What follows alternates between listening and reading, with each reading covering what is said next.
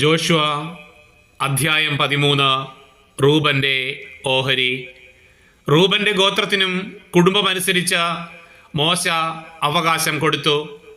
മെദേബായോട് ചേർന്ന് കിടക്കുന്ന സമതലങ്ങളും അർണോൺ താഴ്വരയുടെ മധ്യത്തിലുള്ള പട്ടണവും ആ താഴ്വരയുടെ അറ്റത്തുള്ള അരോവേറും ഉൾപ്പെട്ടതാണ് അവരുടെ ദേശം.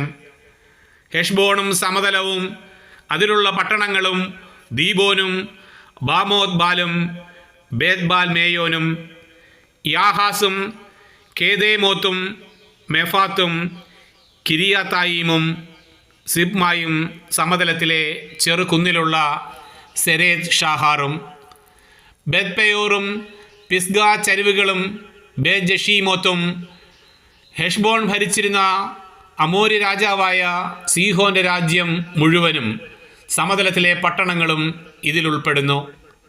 അവൻ്റെയും മിദിയാനിലെ നേതാക്കന്മാരായ ഏവി, റേക്കം, സൂർ, ഹൂർ, റേബ എന്നിവരെയും മോശ തോൽപ്പിച്ചു. സീഹോനിലെ പ്രഭുക്കന്മാരായ ഇവർ അവിടെ വസിച്ചിരുന്നു.